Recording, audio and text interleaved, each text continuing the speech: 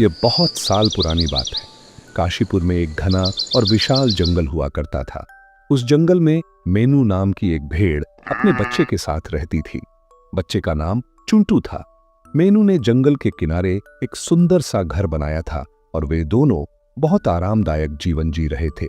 उसी जंगल में एक सियार भी रहता था जो हमेशा चुंटू को खाने का मौका तलाशता रहता था। एक दिन माँ और बेटा घर में बातें कर रहे थे। मेनू ने चुंटू से कहा कि वह खाने की तलाश में बाहर जा रही है। इस दौरान वह घर के अंदर ही रहे और बिल्कुल बाहर न निकले, क्योंकि वह क्रूर सियार आसपास ही कहीं घूम रहा होगा। उसने चुंटू को सख्ती से समझाया कि जब तक वह वापस न आ जाए दरवाजा न खोले।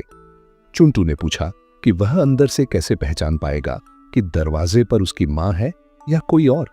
मेनू ने कहा कि वह भेड़ की आवाज निकालेगी और चुंटू उस आवाज से पहचान जाएगा कि उसकी माँ आई है।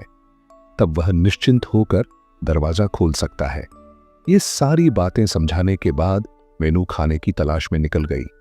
झाड़ियों के पीछे छुपा हुआ वही सियार मेनू को बाहर जाते हुए देख लेता है।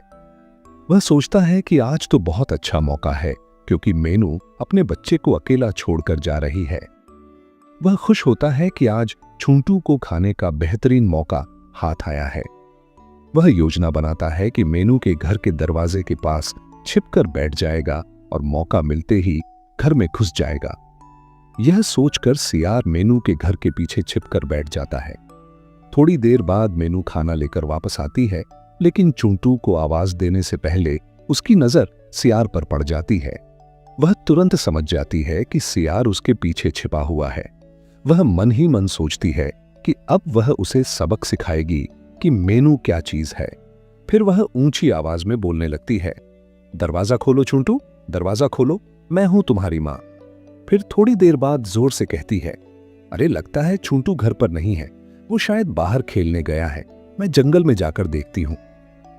यह सब सुनकर सियार को पूरा यकीन हो जाता है कि चुंटू घर पर नहीं है और वह जल्दी से जंगल की तरफ चुंटू को ढूंढने के लिए दौड़ जाता है। उधर मेनू घर के बाहर खड़ी होकर भेड़ जैसी आवाज निकालती है। जैसे ही चुंटू यह आवाज सुनता है वह दरवाजा खोल देता है और खुश होकर कहता है, मां आप आ गईं? मैं तो आपका ही इंतजार कर रहा था, बहुत भूख लगी है। मेनू कहती है, हाँ बेटा, देखो मैं तुम्हारे लिए क्या लाई हूं, खा लो, पेट भर के खाओ।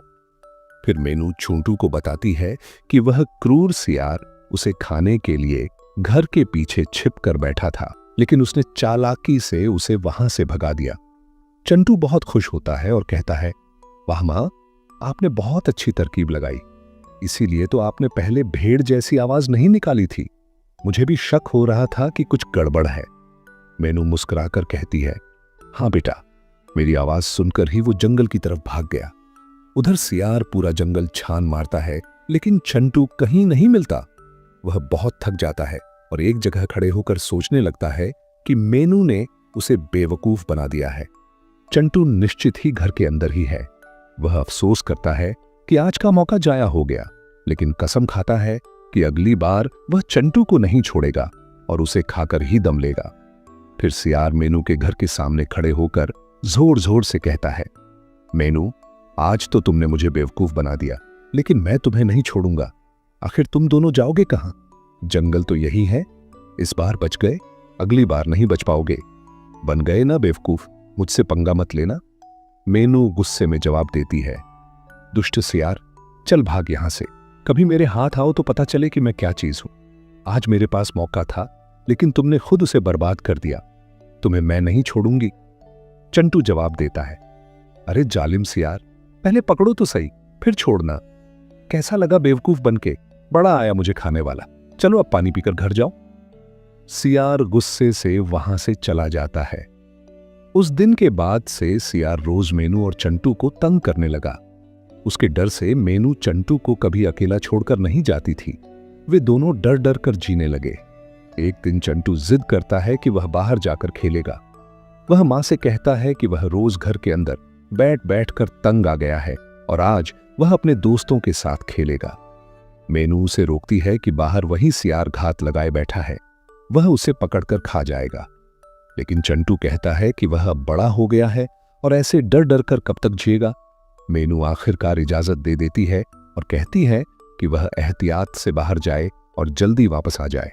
चंटू बाहर जाकर दोस्तों के साथ खेलने लगता है। खेल ही रहा था कि अचानक वही जालिम सियार उसके पीछे आ खड़ा होता है। चंटू के दोस्त सियार को देखकर भाग जाते हैं। सियार कहता है कि उसने पहले ही कहा था कि चंटू उसके हाथ जरूर आएगा। आज का दिन वह कब से इंतजार कर रहा था। उस दिन तो बहुत हंसी उड़ा रहे थे, अब हंसो, क्या हुआ? बच्चे, डर लग रहा है। सियार को अपने सामने देखकर चंटू बहुत डर जाता है। वह कहता है कि उसे छोड़ दो, वह तो एक छोटा सा बच्चा है, उसने क्या बिगाड़ा है? वह अपनी मां का इकलौता बेटा है, उसे न खाया जाए। सियार कहता है कि आज तो वह उसे खाकर ही रहेगा। चंटू, जो बहुत घबरा गया होता है, दिमाग में एक तरकीब सोचता है कि वह सियार को बातों में लगाकर उसे उलझाए और मौका मिलते ही भाग जाए। वह ऐसा ही करता है। जैसे ही मौका मिलता है वह वहां से दौड़ लगाता है। सियार उसके पीछे दौड़ता है। भागते भागते चंटू एक पेड़ के नीचे छिप जाता है जहां एक गड्ढा होता है। सियार खुद को न रोक पाता और उस गड्ढे में जा गिरता है। वह चिल्लाता है, बचाओ बचाओ, मैं गड्ढे में गिर गया हूं, मुझे बचाओ। बहुत से जानवर उसे चिल्लाता हुआ देखते हैं, मगर कोई भी उसकी मदद के लिए नहीं आता। सब जानवर कहते हैं कि सियार ने सबको तंग कर रखा था, अब उसे गड्ढे में ही पड़ा रहने दो, तभी उसे अकस्त लाएगी। सब जानवर चले जाते हैं। यह सब देखकर चंटू को बहुत दुख होता है। वह सोचता है कि सियार चाहे जैसा भी हो, लेकिन उसे इस हाल में छोड़ देना ठीक नहीं। उसे अपनी मां की तालीम याद आती है जो कहती है कि हमेशा दूसरों की मदद करनी चाहिए। चंटू यह सब सोच ही रहा होता है कि मेनू उसे ढूंढते हुए वहां पहुंच जाती है। वह पूछती है कि वह इतना डरा हुआ क्यों है। चंटू मां को सारी बात बताता है कि सियार पीछे आया और गड्ढे में गिर गया। मेनू फौरन कहती है कि उसे बचाना चाहिए, वरना वह मर जाएगा। चंटू डरता है कि अगर वे उसे निकालें तो वह फिर से हमला न कर दे, लेकिन मेनू उसे याद दिलाती है कि उन्होंने हमेशा दूसरों की मदद करना सीखा है। फिर मां बेटा मिलकर एक पेड़ की शाख नीचे गिराते हैं और सियार उसी की मदद से बाहर निकल आता है। सियार हैरान रह जाता है। वह सोचता है कि वह कितना गलत था। ये मां बेटा तो बहुत नेक हैं, जिन्होंने अपनी जान की परवाह किए बिना उसे बचाया। वह शर्मिंदा होता है कि उन्हें खाने की सोचता रहा और अब वह वादा करता है कि उन्हें कभी तंग नहीं करेगा। चंटू डर के मारे मेनू से कहता है कि वे जल्दी से वहां से चलें, लेकिन सियार उसे रोकता है और कहता है कि अब वह उन्हें कुछ नहीं कहेगा। वह माफी मांगता है और कहता है कि आज से उनकी हिफाजत करेगा।